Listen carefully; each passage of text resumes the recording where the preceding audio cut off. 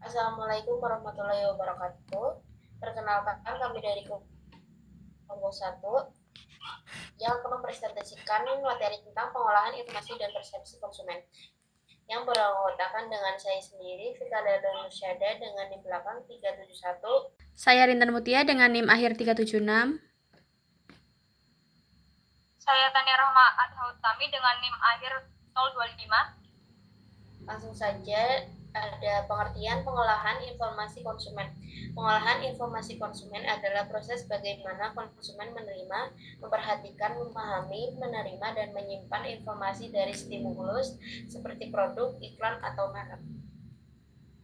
5 tahapan pengolahan informasi ada pemaparan, perhatian, pemahaman, penerimaan, retensi. Yang pertama ada pemaparan. Pemaparan merupakan kegiatan yang dilakukan oleh pemasar untuk menyampaikan stimulus kepada konsumen. Konsep sensasi dalam pengolahan konsumen. Yang pertama ada sensasi respon panca indera terhadap stimulus. Yang kedua ada ambang absolut, batas minimum stimulus yang dapat dirasakan. Yang ketiga ada ambang berbeda, batas perbedaan terkecil yang terdeteksi. Perhatian adalah tahap kedua dari proses pengolahan informasi. Pada tahap pertama, produsen memaparkan stimulus kepada konsumen. Tidak semua stimulus yang dipaparkan dan diterima konsumen akan memperoleh perhatian dan berlanjut dengan pengolahan stimulus tersebut. Faktor utama yang mempengaruhi ada yang pertama faktor pribadi, yang kedua ada faktor stimulus, ukuran tinggi rendahnya perhatian konsumen terhadap produk.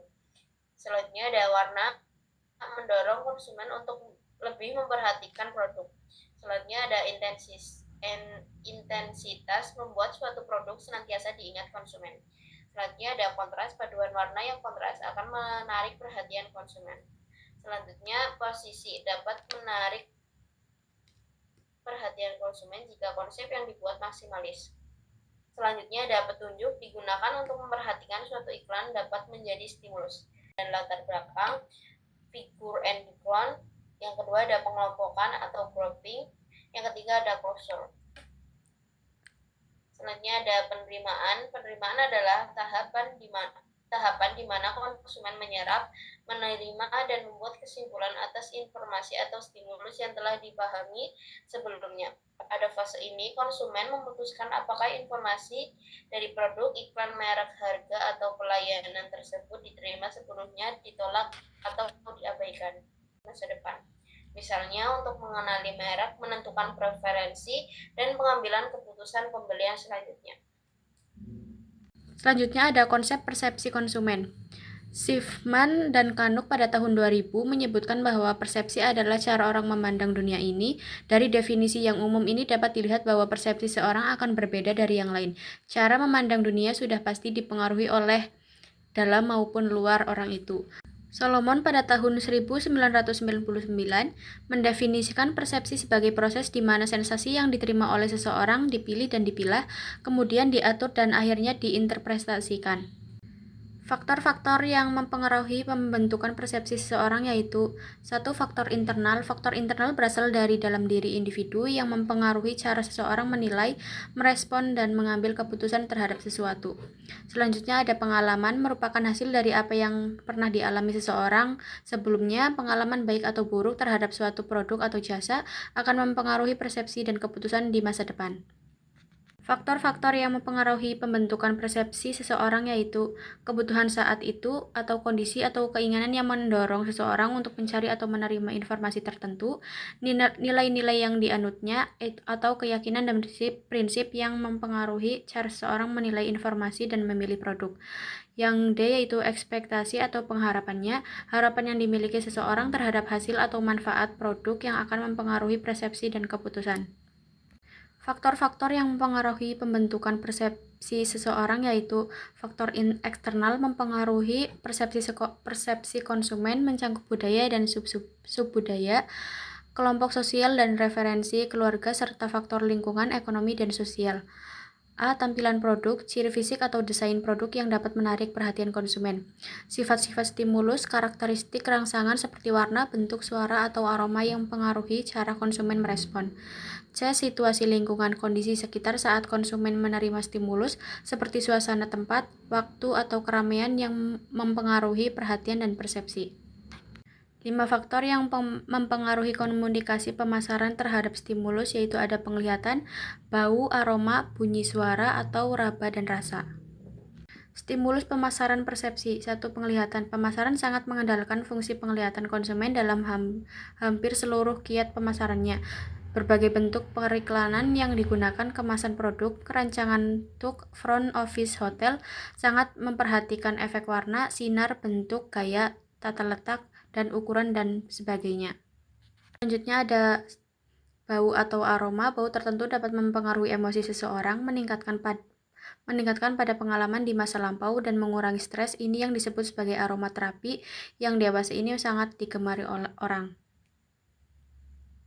Bunyi suara dalam komunikasi pemasaran untuk mempengaruhi konsumen terutama terhadap suasana hati, musik memegang peranan yang penting. Periklanan pun mencari orang dengan suara yang sesuai untuk mengkomunikasikan pesannya.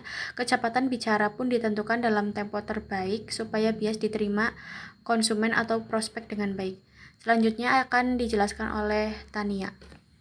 Asosiasikan hasil rebahan itu dengan kualitas produk. Yang kelima, ada rasa. Rasa terutama penting untuk produk-produk makanan dan obat-obatan. Selera konsumen dalam hal rasa pun berbeda. Jalan dengan upaya pembedaan yang dilakukan produsen makanan. Selera daerah maupun negara menjadi objek yang menarik. Faktor-faktor yang mempengaruhi persepsi konsumen. Yang pertama itu ada faktor psikologis, yaitu motivasi, pengalaman, sikap, kepercayaan, dan emosi. Yang kedua, faktor situasional, yaitu kondisi fisik dan sosial saat menerima rangsangan seperti suasana toko atau kehadiran teman. Yang ketiga itu ada faktor pribadi, umur, pekerjaan, gaya hidup, dan nilai-nilai personal. Terakhir itu sosial dan budaya, yaitu norma sosial, kebudayaan, kelas sosial, dan kelompok referensi. Risiko yang dipersepsi konsumen. Yang pertama itu ada functional risk atau performance risk, yaitu risiko bila produk tidak dapat memberikan kinerja seperti yang diharapkan. Yang kedua ada physical risk, yaitu risiko pada diri sendiri atau orang lain yang mungkin akan diakibatkan oleh produk. Ketiga itu ada financial risk, yaitu risiko bila produk tidak sesuai dengan harganya. Yang keempat itu ada social risk, yaitu risiko yang ditimbulkan bila ternyata produk yang dipilih malah menimbulkan penghinaan dan menyebabkan perasaan malu. Konsumen. Yang pertama ada konsumen mencari informasi. Informasi yang didapat akan digunakan untuk mempertimbangkan penentuan alternatif dan akhirnya dalam mengambil keputusan beli. Yang kedua ada brand loyalty. Konsumen memilih produk berdasarkan pengalaman penggunaan atau konsumsi produk di waktu-waktu yang lalu yang pernah memberikan kepuasan. Yang ketiga ada konsumen memilih berdasarkan brand image atau citra. Konsumen membeli model yang paling mahal. Konsumen mempersepsi adanya kolerasi positif antara harga dan kualitas. Konsumen mencari jaminan, mencoba sebelum membeli, dan sebaliknya. Perilaku ini banyak digunakan oleh pemasar, terutama produk-produk yang dipersepsi mengandung risiko cukup tinggi. Pengolahan informasi dan persepsi konsumen menjadi dasar penting dalam perilaku konsumen.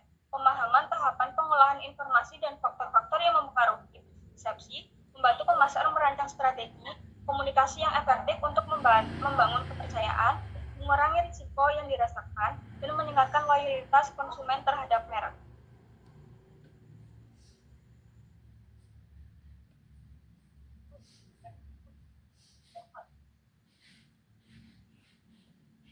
Terima kasih, sekian dari kami. Mohon maaf bila banyak kesalahan. Terima kasih. Wassalamualaikum warahmatullahi wabarakatuh. Waalaikumsalam warahmatullahi wabarakatuh.